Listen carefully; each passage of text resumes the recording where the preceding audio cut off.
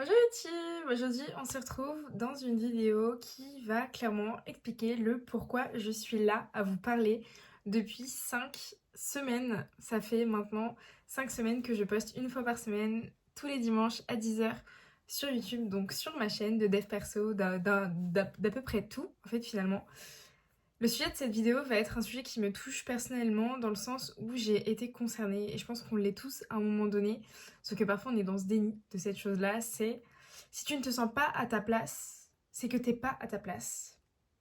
Aujourd'hui, on est malheureusement dans une société qui nous fait croire qu'avoir notre bac c'est plus suffisant pour trouver un bon travail, ce qui nous persuade de devoir forcément continuer dans des études pour pouvoir avoir un diplôme et du coup pour pouvoir derrière décrocher un meilleur travail avec un meilleur salaire. Sauf que, déjà, pour commencer, on n'a absolument pas tous la même vision de ce qui est un bon travail. Pour une personne X, un bon travail signifie avoir peu de responsabilités, un 8h, 17h tous les jours et être très bien avec ça dans le sens où on rentre chez soi, on n'a plus ce truc de cogiter au travail, etc. Parce que du coup, on n'a pas beaucoup de responsabilités. Alors que pour une autre personne, avoir un bon travail signifie liberté temporelle, avoir la responsabilité, avoir des personnes à manager, etc. Et du coup, c'est pour ça qu'en fait, on peut pas tous rentrer dans le même cadre, étant donné qu'on n'a pas tous les mêmes objectifs, on n'a pas tous les mêmes rêves, on n'a pas tous la même vision de ce qui est finalement un bon travail, un bon métier, un bon job.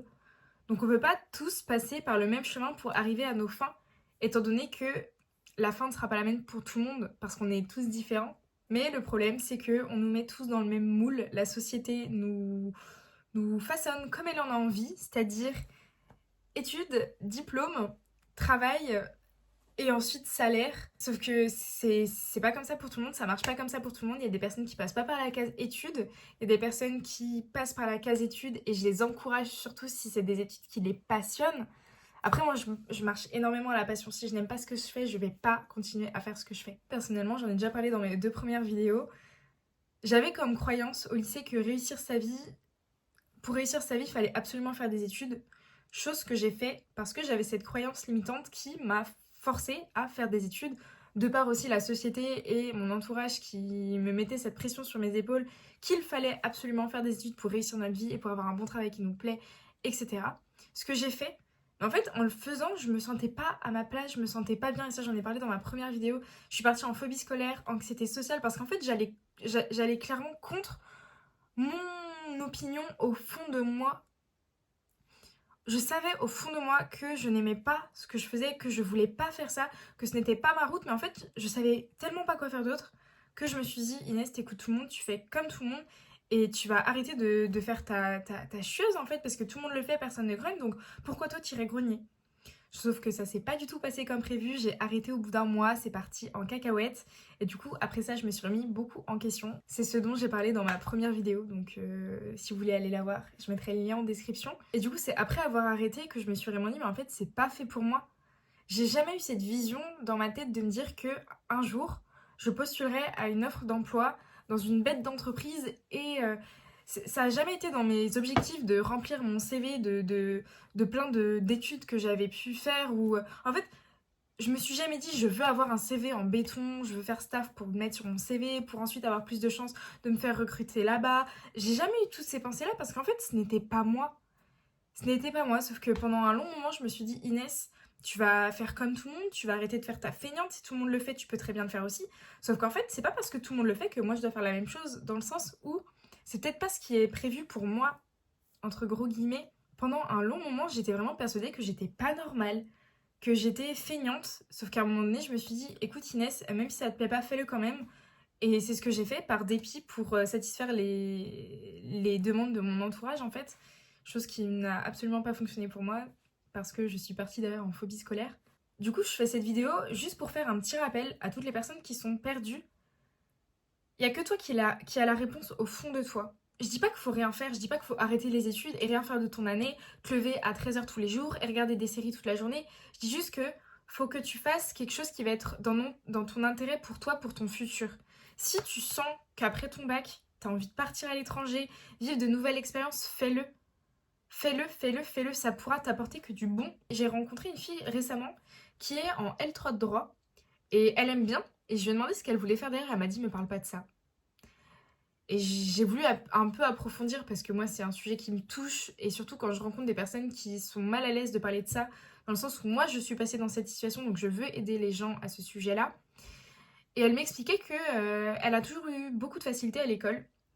Et elle, son rêve depuis petite, c'était faire hôtesse de l'air, sauf que en terminale, tout le monde lui disait mais tu peux pas arrêter les études, tu peux pas ne pas faire d'études, t'es trop intelligente pour finir dans une formation d'hôtesse de l'air, donc fais des belles études.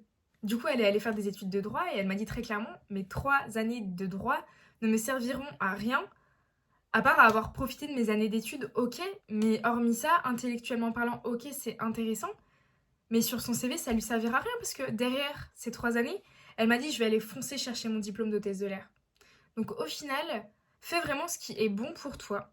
Si tu te sens pas à ta place dans un endroit, c'est que vraiment, il y a que toi qui peux savoir. Donc si on te dit fais ça, fais ça, fais ça, et que toi au fond tu dis non, c'est que vraiment c'est non. Je dis pas qu'il faut rien faire. Ne restez pas à rien faire parce que ça va vraiment, ça sert à rien en fait. Enfin, faites quelque chose au moins. Si vous n'avez pas d'idée, allez dans des études qui peuvent vous plaire, qui peuvent vous correspondre, même si vous n'avez pas d'objectif derrière. Il y a rien qui te plaît.